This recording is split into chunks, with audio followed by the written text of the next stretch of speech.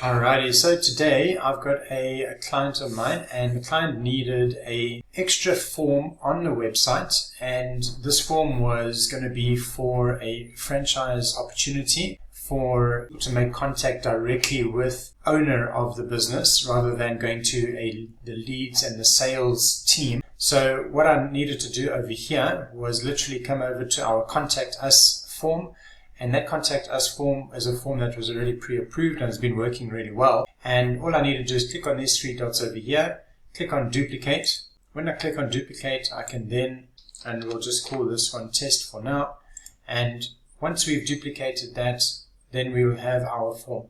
Now you can then go and click on this, and you can go and edit the form if you need to. This is aligned with the brand corporate image. You need to create a workflow. So I created the workflow over here. As you can see, here's some of our other forms. So in a month and a half, we've had 227 leads from our Facebook marketing.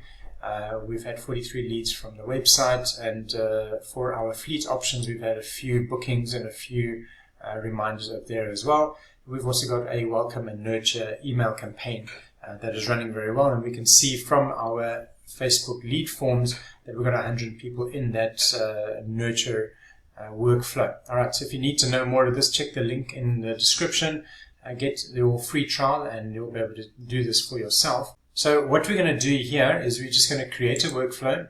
We're going to say start from scratch. The trigger is a form has been submitted, so we'll click on form submitted. We'll just say test here so that I can delete this later. Alright, now we're going to add a filter.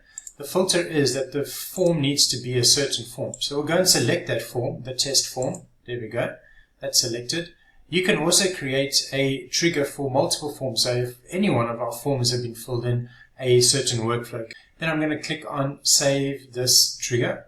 Alright, so how do we do that? There it is, send email. Test, we normally do the email of the account, so location email, there we go. Test. If you have any templates loaded, you could use a template, and then here you'll just type in your message. Great. Cool. What we want to do now is just save the action. There we go. Tag, contact tag, and then we'll just add a tag. For example, in this case, we'll just say test. Save action, and then we save at the top here. Don't forget to publish. Saved, and that is how we create a new form or duplicate a form that's already been approved as per the CI, and that is how we create the workflow to make sure that the person at the business or the person intended to receive the inquiry